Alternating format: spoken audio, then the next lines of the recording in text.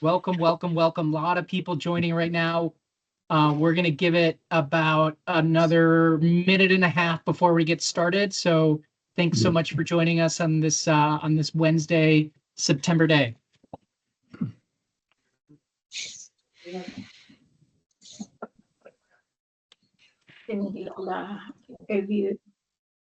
No nos vemos, ¿cierto? No, por el, Good to see everybody. I want to invite all of you to, if you're open to it, turn your cameras on. We'd love to see you. There we go.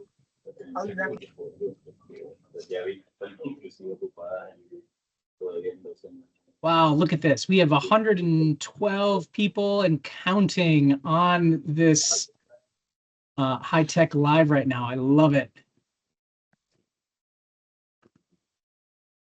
We are going to get started in about 30 seconds at 3 minutes after the hour. Good to see everybody. Hope everybody's having a great week, a great September. Can't believe that we are mid-September, about to kick off Hispanic Heritage Month already.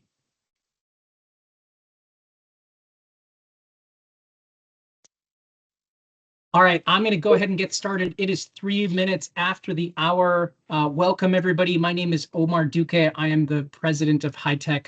I am joining you today virtually from the beautiful city of Chicago. And I say that with a lot of affection because it is indeed a beautiful city. It is the place of my birth, even though my parents immigrated to Chicago from the amazing country of Guatemala.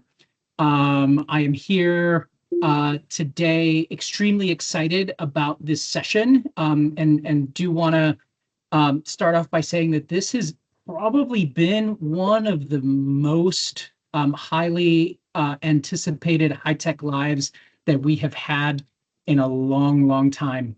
We have had more than 400, 500 people register. It looks like we have 144 people live right now, which is absolutely spectacular. Super excited to be able to bring together the HITEC community virtually, and super excited about today's conversation. I do want to take a moment to note that, you know, everything that we do at HITEC as an organization is really focused on helping individual leaders grow and helping companies develop leaders, develop talent for the future. And we do this in a number of different ways. We do this through our leadership development program, be it our emerging executive program, be it our board readiness program, be it the programming that we bring to you via our HITEC Live programming or our in-person summits or regional events. Everything that we do is really focused on growth.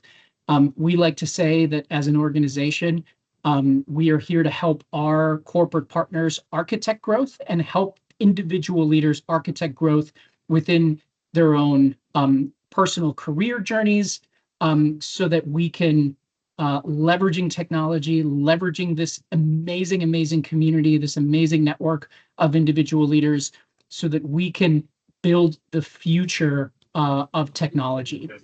And so I invite all of you to think of yourselves as architects of growth, as you build your teams, as you engage and have impact in your local communities, in your companies, and in everything that you do. This is our HITEC Live series. It is open to our corporate partners, and it is a way where we convene our community, our thought leaders within our community, for a sort of an informal dialogue on pressing topics of today. These are informal conversations where we get to hear from our partners and community members on topics that touch on technology, leadership, and everything in between. Today, our partner, our incredibly valuable partner, Pyramid Consulting, will be leading a conversation exploring how the next generation of tech leaders can thrive at the critical intersection of artificial intelligence, human values, and purposeful innovation. To moderate our panel discussion, I want to welcome LaShawn Solomon, Assistant Vice President of Strategic Partnerships with Pyramid Consulting, to lead our conversation. LaShawn, I'll turn it over to you.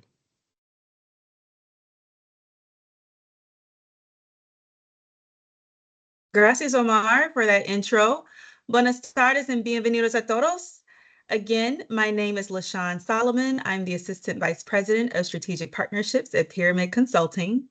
I lead our strategic community and corporate partnerships for key clients across tech, healthcare, telecom, as well as the retail industries to unlock new growth opportunities domestically as well as globally. Pyramid Consulting is the largest minority-owned IT staffing firm in the U.S., solely based on organic growth. And we deliver global talent, training, and technology solutions to over 200 Fortune enterprise companies across 5 continents and over 25 countries. But beyond our accolades as a business, we're most proud of our partnership with HITEC that has exceeded over 15 years. And I am thrilled to moderate this session today.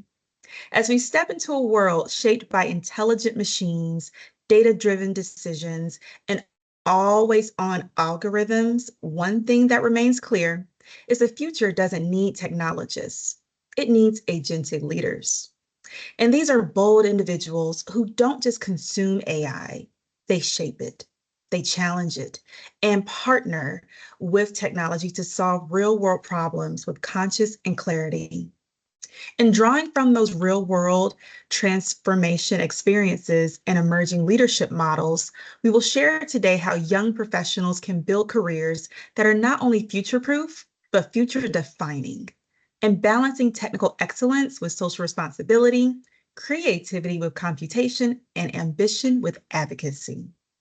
So I'm very excited for you all to be here today. Now let's meet our panelists. First up is Anil.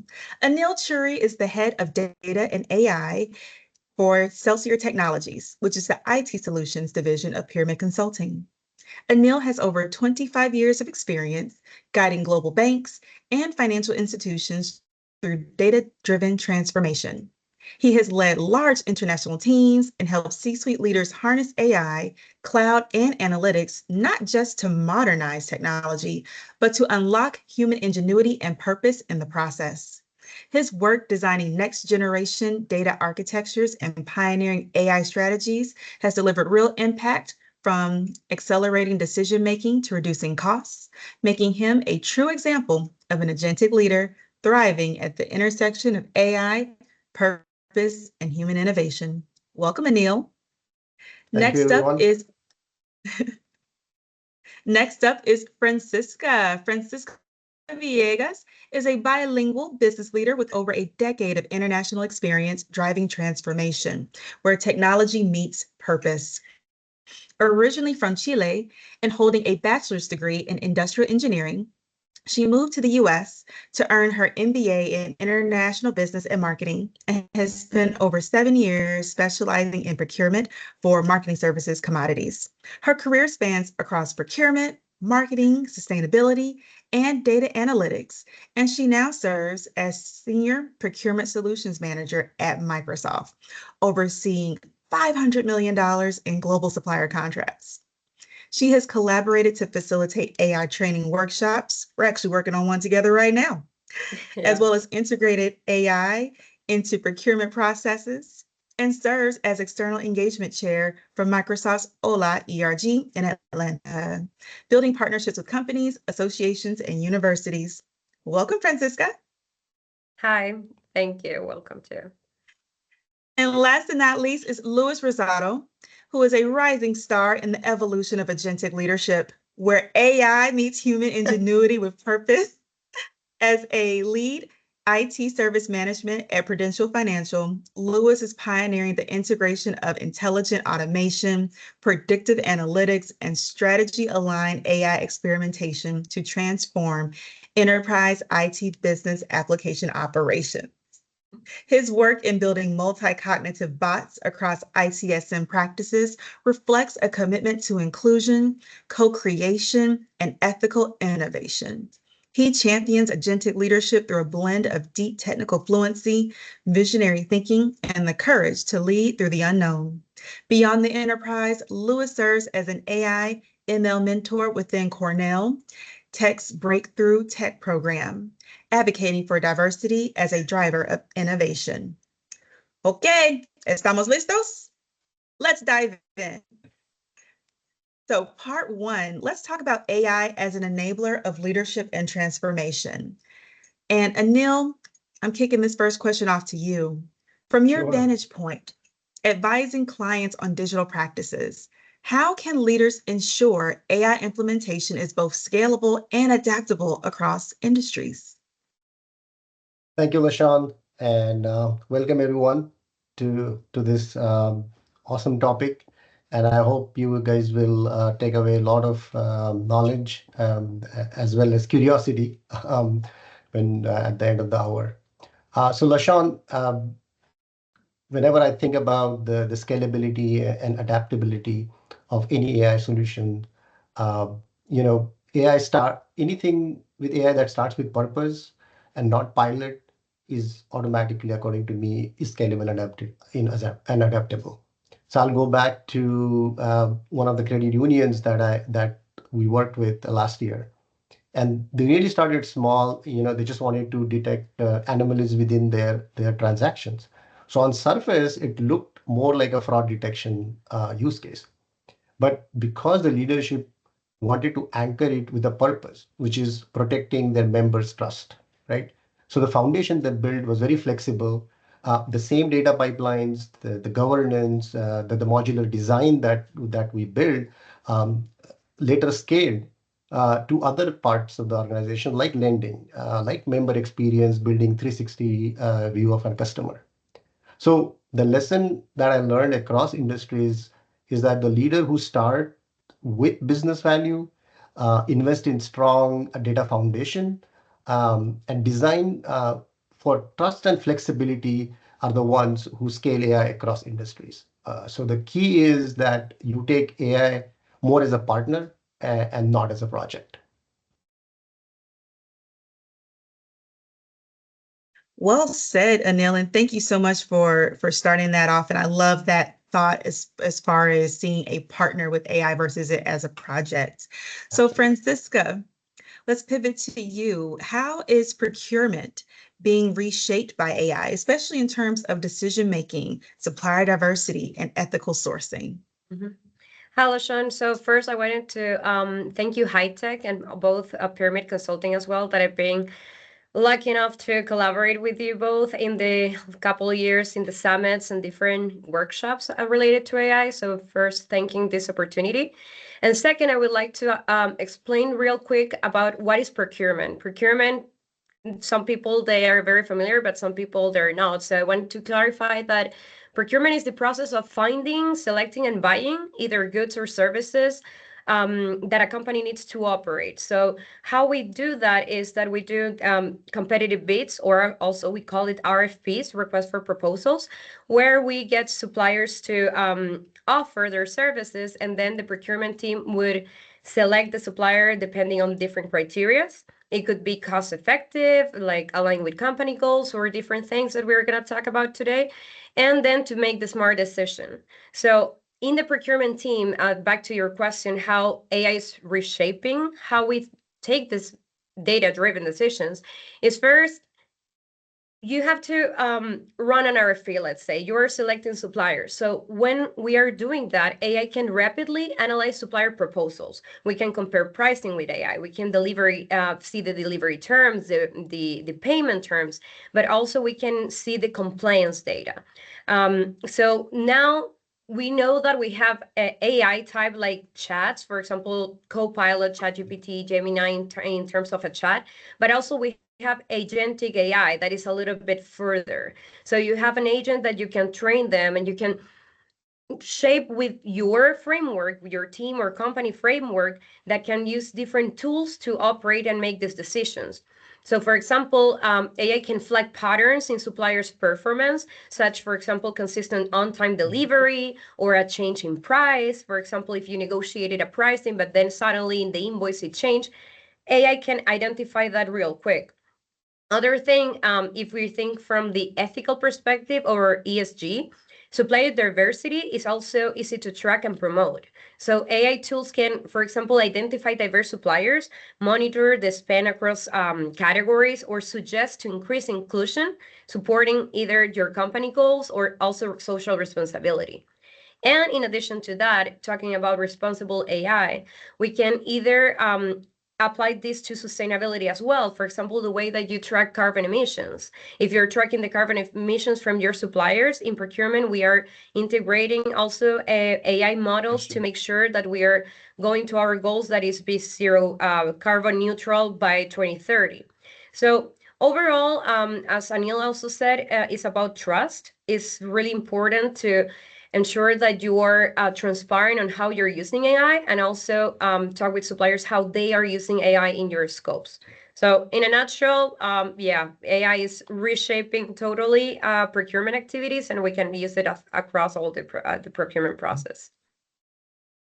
Thank you, Francisca, for that perspective. And as speaking as a supplier who's very familiar with the RFP process, Yeah, and the submissions that we have to do, and also being a data nerd, I can appreciate the enhancements that come from the use of AI as far as monitoring overall performance, because that can also help with optimization and ensuring that your company is utilizing top performing suppliers, like Pyramid Consulting. Okay, so now, Louis, over to you. In IT service management, how can AI help leaders shift from being reactive to proactive in serving employees and customers?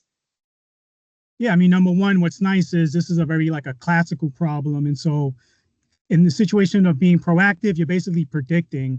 And so you're going to be using machine learning practices.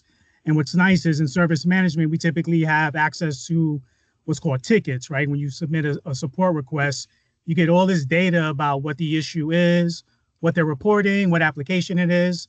And so you can take all of those different parameters and feed that into a machine learning model.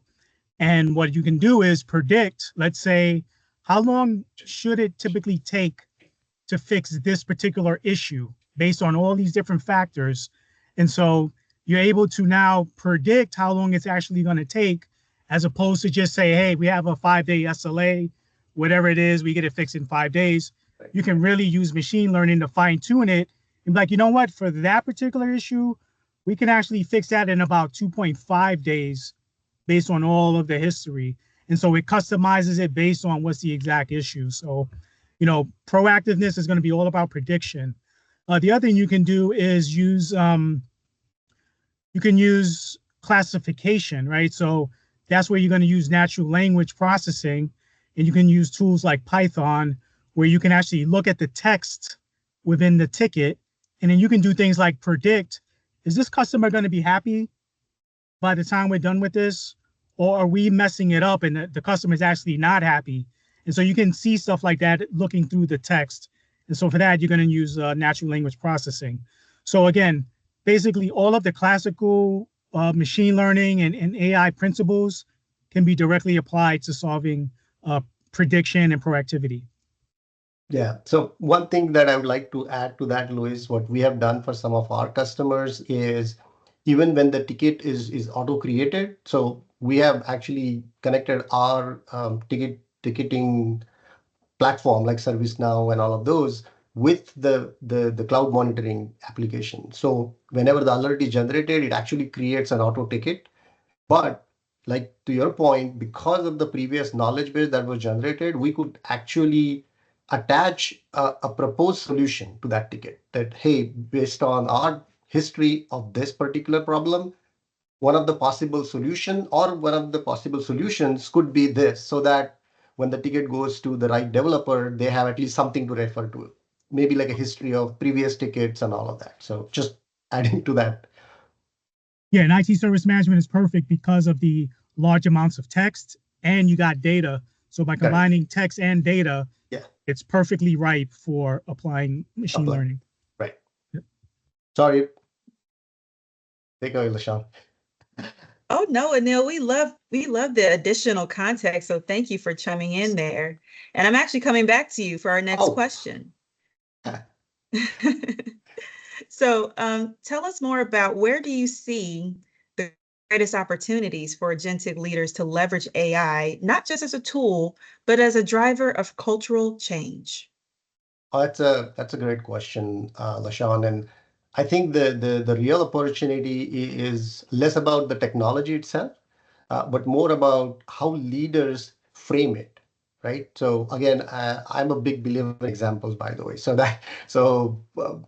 I always want to ground my answers with what we had done for one of our clients, right? So we worked for one of this airline company, and we were working with their finance, right? So first, the focus was all about efficiency, right? Automating automatic reconciliations, faster reporting, all useful terms, but very uninspiring, right? It was just making even human feel like bots. So the cultural shift came only when the leader changed their language and they called it augmentation instead of automation, right? So suddenly the finance team saw AI as something that was freeing them to focus on more strategic work, right? So framing changes everything, right? So the curiosity went up, the team suggested even new use cases that they could handle, and AI became part of something that they have worked on, and something that was not like really imposed on them. So the message according to me here is the cultural change comes when leaders frame AI more as augmentation and not as automation. Yes, because words matter. And I think that is such a good point, as far as, how the perspective starts at the top, and how leaders present AI, how it's going to be integrated into the organization, and the wording that they leverage or utilize is very critical to how it's perceived by the rest of the company. So thank you, Anil, for that perspective. So Francisca, coming back to you, as far as what role do procurement leaders play when it comes to ensuring AI systems are transparent and trusted across the supply chain? Yeah, no, this is a very interesting question, and I think that is very related to what Anil is mentioning, because when you're implementing AI, you need to put both transparency and trust in the center of the adoption. And why is that? I'm gonna give you a couple of examples for procurement. So, for example, when AI is used for scoring suppliers or recommend sourcing strategies, it's very important that the logic and the criteria are clear and accessible to everybody, all the stakeholders in the process. Because, for example, if you have a supplier that is ranked highly and you're about to select a supplier and make a multi-million-dollar decision, it's very important that the team should be able to see whether it was due to pricing, due to sustainability, due to reliability. It's very important to understand. And both to the other side, to the supplier, it's really good for the supplier being transparent with them and create the trust that they're going to be evaluated in an ethical way. It's not going to be just processing their proposal through AI and that's it. No, AI is going to be a tool for the procurement manager to make better decisions and even get more insight from what the supplier is proposing. On the other side, the collaborative review is key. At least in all the processes, you need to get it as a standard practice, because one thing is what AI is going to give you as a suggestion or recommendation, but it's really important to validate these recommendations with your team and challenge sometimes unexpected results, and not only assume that AI is going to be correct. Sometimes I bet that everybody has chat a little bit with either Copilot or ChatGPT, and they're a little bit pleasers sometimes. So it's really good to get these exercises to mitigate the bias, and also on open communications in procurement, for example, with the suppliers on how we're going to be using the AI tool in the sourcing and how they will also be using it in their contracts. Also, supplier code of conduct, ensure that you are transparent with the suppliers on how you're going to be getting the AI involved, but also their requirements as well. So in a nutshell, and the key takeaway, I would say that AI should be a partner, but a transparent partner in procurement, supporting the team, but also keeping the human as the center. Absolutely. Absolutely. I think everyone's giving you a round of applause in the background, Francisca. So thank you for bringing that up again. So Louis, let's talk about leadership skills. What leadership skills are most critical to ensure AI-driven service management aligns with business strategy and resilience? Well, number one is knowledge and competence. That's the most critical thing. So learning about Python, learning about the principles of neural networks, learning natural language processing. So when you have the knowledge and the competence, that really helps you to make the connection with the purpose and the vision. And it also builds credibility with the people you're working with. And you're able to have very realistic expectations on what the AI can do and what it cannot do, and how long it might take, and who you should engage. So when you don't know, it's just like when you ask AI like a question, if you know what you're talking about, you can probably spot the errors that the AI is giving you, right? But if you don't know, you give it something, it gives you an answer, and you're like, oh yeah, I guess that's what it is, right?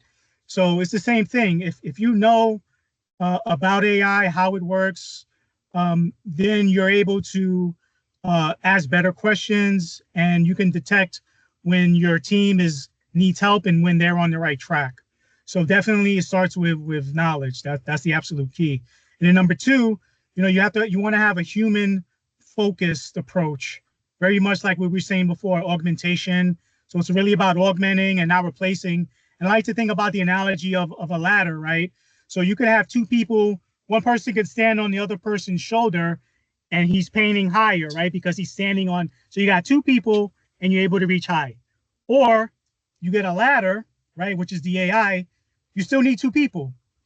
One person who's going to climb up and then the other person that keeps the ladder steady, right? But now they could actually paint higher up. So it's a perfect analogy in terms of how AI will help you.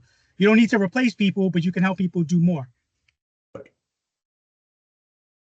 Absolutely. Yes, I completely agree. I was thinking in my head how to align this with the push-up, pull-up motto with HITEC.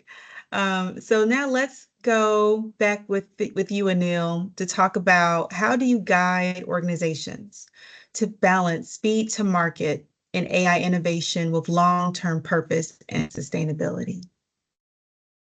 Yeah, and that's the challenge, right? And I see that all the time, right?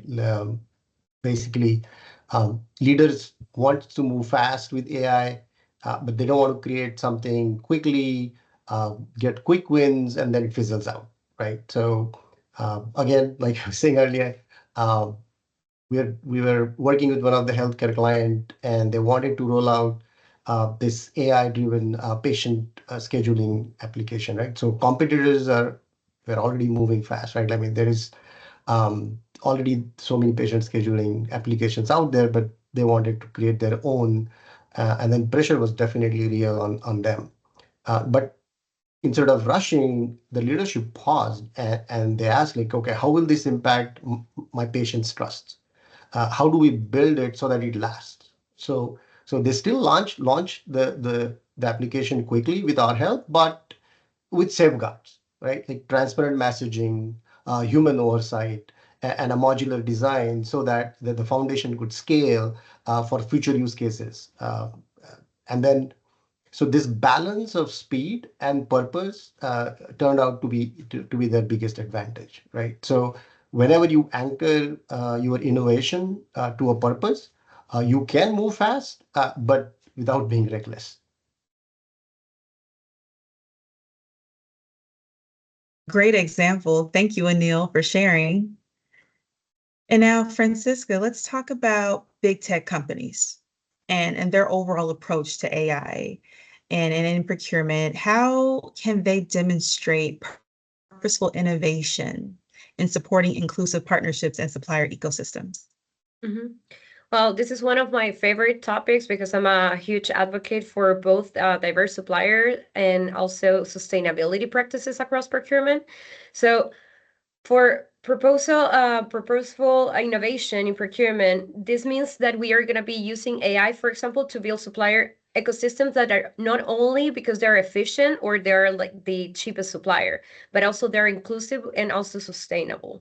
So, for example, when we are launching sourcing events, AI can help us to locate more diverse suppliers who are otherwise overlooked. Sometimes it's very hard to find small businesses, for example, or diverse suppliers in some databases. So with AI, it's way easier to find them, and also to give more opportunities to sometimes even mentor them to work with big techs, because sometimes small business, they think, oh, I want to work for this big tech company, but also they need to learn that they could be a tier 2 supplier, maybe work with one of the partners that work with the big company, but start from being a supplier for the supplier of the company. So that's one thing that AI helps a lot, to even match some suppliers that are diverse or small with big ones that can mentor them to get into the big tech, for example. The other thing is that with AI, you can automate compliance checks to be easier standards for diversity, for sustainability, for ethics. You can check what is going on, what are we scoring to select a supplier, to ensure that we are making not only cost-efficient decisions, but also responsible AI procurement decisions as well. And the other good thing is things like this, what we are doing right now, like sharing best practices and AI tools across the industry to encourage collaboration, not only across your company, but also among different companies. And that sets the tone to be doing responsible procurement, but also responsible business in general. So AI enables procurement for sure to make cost-driven decisions, but also enables to ensure that we are seeing other suppliers that have other type of advantages as well. Yes, excellent and well said. I love the fact that you talk about, how AI can help suppliers align with tier 2 opportunities, because naturally, suppliers that may not be ready for a tier 1 relationship, but still want to work with that big tech company, there is still a path through a tier 2 arrangement. So thank you for highlighting that. All right, so Louis, let's talk about IT innovations. How do you ensure IT innovations are anchored in a company's core values of trust, security, and customer care? Yeah, I mean, starting with trust, I think it really starts with your AI ML ops portion. And this is where you're doing things like ongoing model evaluation, because you can't just put the model out there and then walk away. Oh, I'm done, and walk away, right? You have to continuously evaluate, is the model still producing good results, or is it drifting? And you want to check the accuracy. So what that can look like is you might do statistical analysis to see things like, standard deviation. If it's predicting numbers, you can look at things like root mean squared error. But also if it's, let's say it's Gen AI and it has text, you can actually log the output of what people asked and then what it responded, and then feed that to another LLM and then have it judge, hey, were these responses good or not? And then that way you can scale it by having the LLM just run through like thousands of different responses. The other way you're going to build trust is it's really important to include the users when you're building your models, because you want to get that continuous feedback that, hey, does this make sense? Because the worst thing you want to do is release it, and then your chatbot starts talking garbage that they don't trust, and then they're never going to trust it. So you want to include your users when you're building it. And then the last thing I'll talk about is on the security side. You have to spend time provoking your LLM. Provoke it to see, is it going to give you any inappropriate responses? Is it going to disclose any sensitive information? And then the last thing you can do on the security side is you have to pipeline your data into your AI. And so at the pipelining process, you can actually put filters looking for things like social security number, maybe bad words, customer IDs, first names and last names. You can use things like named identities, where it can actually identify if that is a name or not. And you run that against a database of like millions of names, right? So there are techniques that you can use to filter out sensitive information for security. Yeah, and just to add to this, Lois, like one of the hardest part of my job is to stop celebration at my client when we deploy our AI solution, because for them it's like, all right, we're done, and I have to remind them that okay, this is half the battle won. This is not like your Java code that you can deploy and then it will just do exactly what it is supposed to do if nobody's touching it.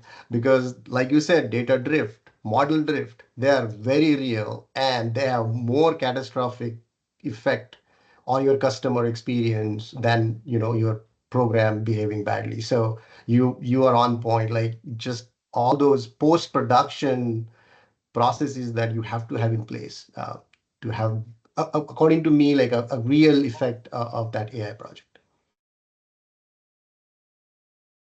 Yes, I agree. I mean, so just a couple of quick notes that I jotted down was the need for those constant assessments, Yeah. constantly seeking feedback along with filters and guardrails to monitor the data that's being inputted as well as outputted. So thank you, Louis, for that example. So Neil, coming back to you, in your experience, what distinguishes leaders who innovate with intention versus those who simply chase the latest tech trends? Oh, that's again really great question, Lushan.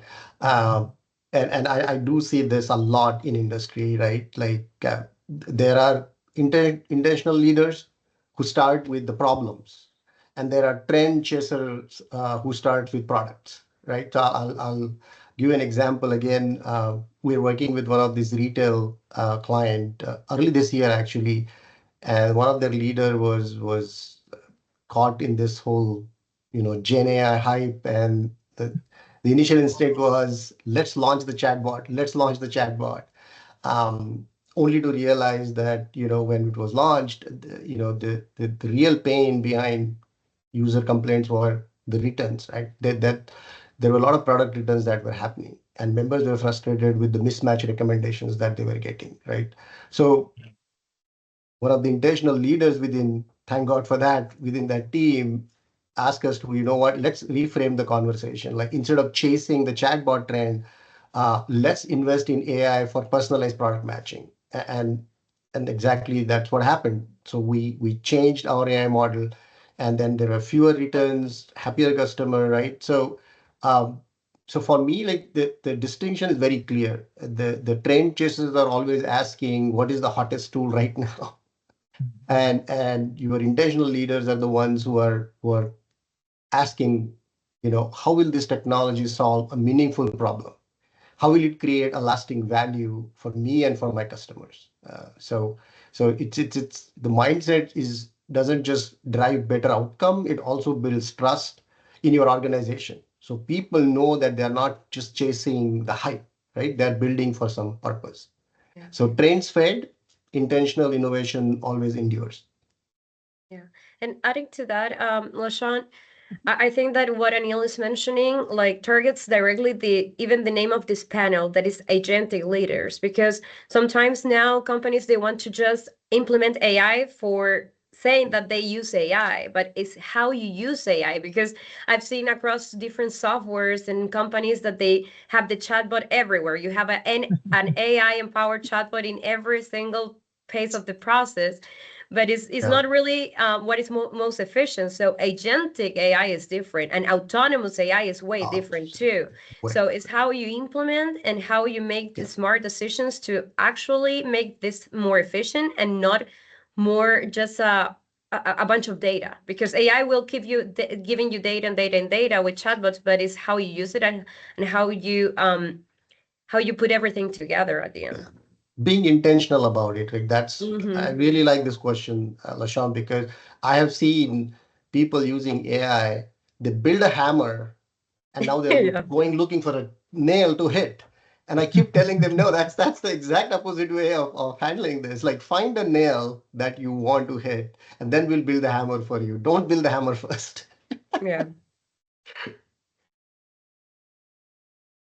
That's how I feel about all the various features that are constantly released on our phones. Like, who asked for Yeah. this? So true. What are we solving? But so Francisco, coming back to you as far as advice, for procurement leaders that are looking to integrate purpose-driven KPIs into AI-enabled sourcing strategies, what advice would you give them? Well, so integrating purpose-driven KPIs, I would say that starts with defining what matter the most, like how you're measuring impact. So whether it's supplier diversity, sustainability, cost efficiency, innovation, or risk reduction, depends on what you're chasing. The way it's going to be way different. So AI can help you to track these metrics in real time, and that's very helpful to maybe have a dashboard that you can monitor and see how is it going. But also, making it easier to measure the progress and change your strategy. Like AI gives you the agility of making decisions in the run. So, for example, when we are evaluating supplier proposals with AI, we can highlight that the best supplier that is supporting our ESG goals or innovation target is not sometimes the lowest price, but you can see in a real time or in a dashboard integrated way what matters the most and how you're weighting that. The other thing that the team can benefit from clear communication about this KPI matters. So is knowing the expectations. Ensure that if you're implementing a KPI, your team is aware of that and how are you measuring success. Because without the clear expectation, it doesn't matter if you're tracking it with AI and you have it 24/7 there, but if you don't know where you're going, it's not meaningful. Back to Anil, like being intentional with what you're implementing. And also continuous improvement. With the fast-paced world that we live in, we need to be checking the data, use AI to analyze, but also use the people to translate the results that AI is giving. So I would say for purpose-driven KPIs, to actually become actionable is to keep also human insight and collaboration in the center, but leveraging the tools that we get from the agents. Absolutely. Well said. All right, Louis, can you share an example of how AI or automation was introduced or has been introduced in IT service management with a clear alignment to organizational purpose? I thought I could, but now I'm embarrassed because I'm a hammer builder and now It's like, I don't know what kind of nail I got, but I got these hammers. sometimes you got to start where you are, right? So especially when you're first starting out with AI, I think the first thing is you're really trying to build confidence and you're trying to build proof that you actually have the capabilities. And so sometimes you actually do have to start with, hey, this is what I'm able to do.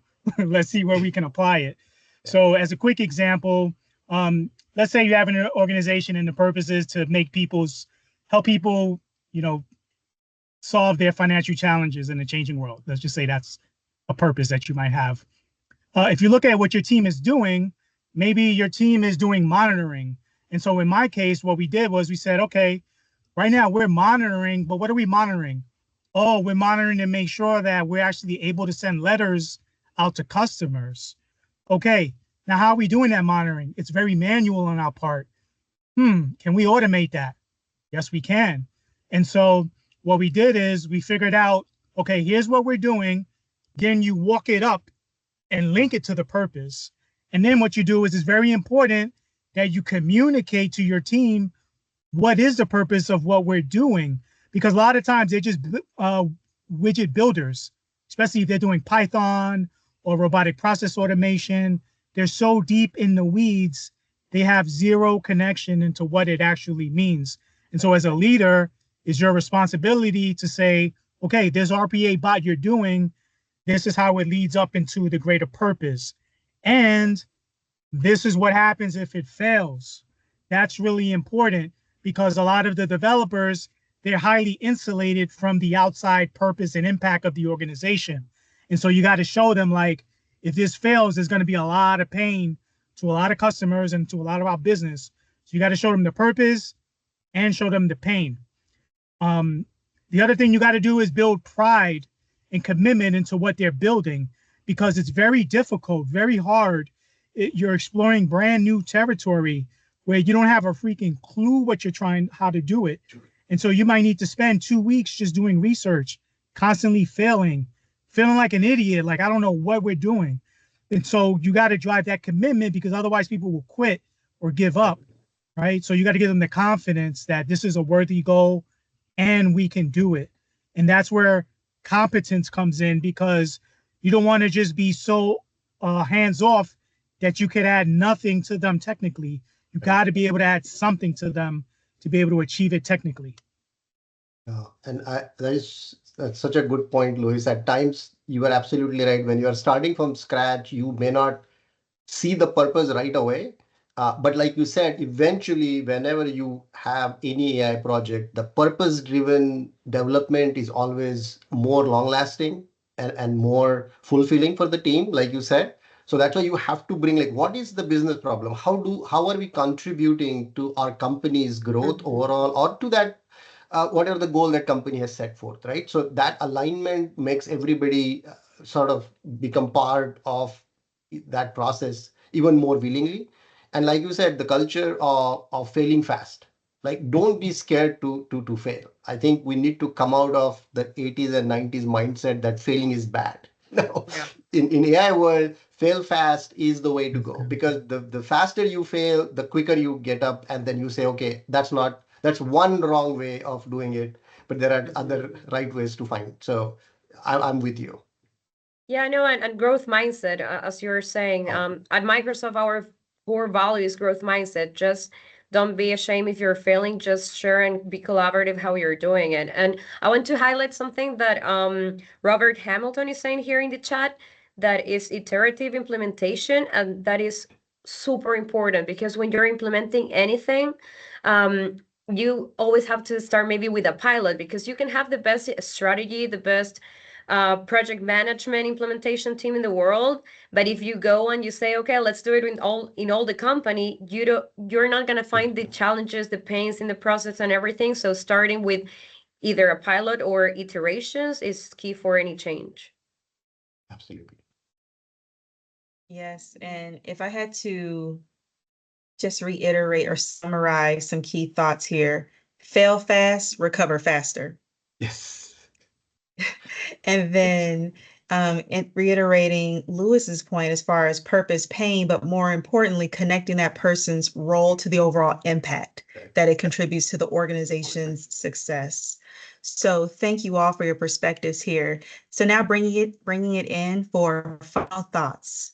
Anil, coming back to you as far as how can leaders embed empathy and human-centered design into AI-driven digital practices? Oh, yeah. I mean, Louis very briefly touched upon some of the points that he was saying in a previous question, right? Like, bringing in human into your AI development is very, very important. Again, going back to my career and how we have helped so many of our clients, right? One of the client that we were helping, we were trying to create a chatbot, right? That would help them with customer support, right? Like customer support chatbot, very simple. But early tests showed that customers were very frustrated. The AI was efficient, but it just felt impersonal, right? It just that customers were used to having that human touch. But kudos to the leadership team. Instead of pushing ahead, they sort of step back and ask, hey, how would I feel if I were in those customers' shoes, right? Like, how would I feel if I'm on the other side of the system? And they started involving more real customers into the design process, mapping their emotional touch points and creating ways for humans to step in when needed. So not like you can just keep on chatting with this bot, but if there is a human touch needed, you could sort of introduce that as well. So the result was very transformative, right? The AI became more like a partner and not a replacement again. And customers got much faster response. They felt heard. And employees too embraced it, because it is, again, amplified by the ability to solve the complex problems rather than replacing them. So some of those very simple questions, where do I find this contact number, right? Like they were not bogged down by those kind of questions. So embedding empathy is less about coding it into the algorithm. It's more about building feedback loops, to Luis's point, involving real users and designing for the human experience, right? Like, so leaders who do that, and then they foster trust, the adaption, and ultimately AI solution that serves for people, not just the process. So empathy in AI comes from designing with people, not just for them. Another hashtag, Anil. Thank you so much for that, for that insight. All right, Francisca, what role can procurement leaders play in shaping AI governance frameworks that uphold human values across industries? Mm-hmm. So for shaping AI governance in procurement and also across the company is for sure a collaborative effort and involved to set clear standards in transparency, but also in accountability. And that is something that is not only, for example, in the procurement team, is across function efforts. So for example, IT, legal, compliance, and sourcing, we have to all work together to establish these different policies, for example, for data privacy, to responsible use of AI, as I mentioned earlier, the supplier code of conduct, even though, for example, procurement would be the owner and the person that is going to implement that in the operation. We need to work closely with legal and IT to understand the cybersecurity risk or like the ethical risk, like for example, to review even other things related to labor, ensure that we are aware of the latest labor laws in the state or in the country, and AI helps a lot with that. Sometimes as a leader you don't have time to see everything that is happening 360 in your function, but you can literally, if you're setting a new contract, in my case I procure internationally, so I'm based in the US, but also I need to be familiarized sometimes with labor laws in France or in China or in different markets. So AI, it's amazing to just ask and, hey, like, what are the key risks in this country? What are the labor laws changes in the last couple of years in this other territory? Or, for example, when you are using and reviewing the contracts, before AI, as a procurement manager, you would take hours reviewing all the previous contracts, the different terms, the different clauses, the policies touching that.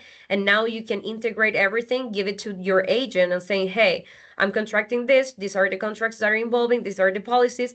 Please highlight where do you see a risk, or which clause do you want to pay more attention, or how is the termination clause if something goes wrong? How about data breach? How about cybersecurity? So all those things that in the past you needed a whole team to be paying attention and spending a lot of time. Now with AI, you can do it all together. And as you said, Luis and Anil, not to replace the human, just to make it more powerful. And so you can spend more time in other more strategic and, as you said, to lead more with more empathy. So you can collaborate more, have more time, and also be more secure on the decisions that you're making. Yes, and it all comes back to, again, with risk mitigation. That's also protecting the company, helping to future-proof it and continue to grow long-term. So thank you for raising that, Francisca. All right, Luis, closing out our questions with you. Looking ahead, how do you see agentic leaders redefining the relationship between humans and AI in service management? Yeah, number one, you have to be 100% committed to a human-first approach.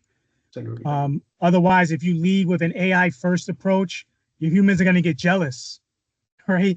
You don't want them to feel jealous between how you're treating them and but when you look at us, you see whatever. When you look at AI, your eyes light up and you get, so you got to make it very clear, hey, I'm human first. I care about you. I'm here to help you to do better. So AI is an augmentation. It's not competition. It's augmentation to help you out. It's here to serve you.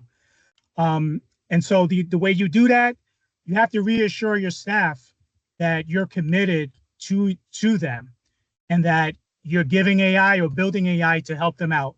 That just and they can sense it if you don't mean it, and they can sense it when you really do mean it. And some ways you can show that you mean it, show the downsides of AI, show how silly it can actually be sometimes with some of its responses. And that way you kind of take away the threat. People start to realize like, okay, it's smart, but it's not, it's not that smart, So there's certain things that it's just never going to replace on a human. The other thing I tell people is, anything artificial is great, but there's nothing like the natural, right? Like there's nothing like a natural apple compared to the artificial flavor of an apple. Artificial heart is good, but there's nothing like just like a real heart, So, you got to show them like you really do care about, the human first. Last thing, and if you think there is going to be people losing work, that's where advanced transparency comes in. You don't want to tell people, hey, a month from now, we're letting you all go because of AI. Now you can say, you know what, 2 years from now, we're projecting that we're going to need less people. And so leading up to those 2 years from now, we're going to retrain some people and reposition some people so that 2 years from now, they're going to be taken care of, as opposed to, oh, next month, you're out of work, right? No. So I think that's how you show empathy, advanced transparency, and 100% commitment to human first.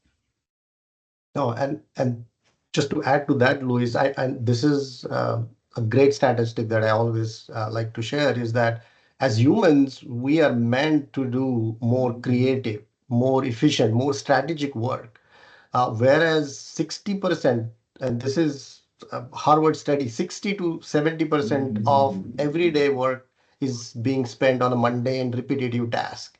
And then with all of that day's worth in meeting and all these mundane tasks, you are left with maybe like 30 minutes of a creative work that really keeps you going, right? And that's what I always feel that AI has come here to completely reverse that prism for us, where now you have AI to do that mundane task that you've been just going at it every day and not bringing in any satisfaction into your job, and then leaving you with more time to do more creative, more strategic, more fulfilling work. So you're absolutely right. I think AI is here to help us more than to replace.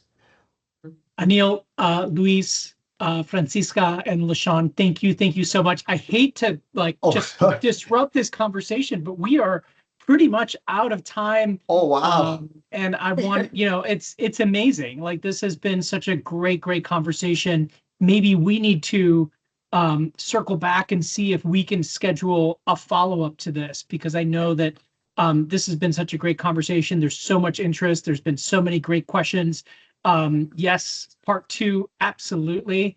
But I do want to take a moment to thank everybody for joining us today. On behalf of HITEC, I hope that you have found today's session valuable, insightful, and hopefully you have learned something that you can then bring back into your own journey as you architect growth. Before we go, I do want to take a moment. We do surveys after every single session.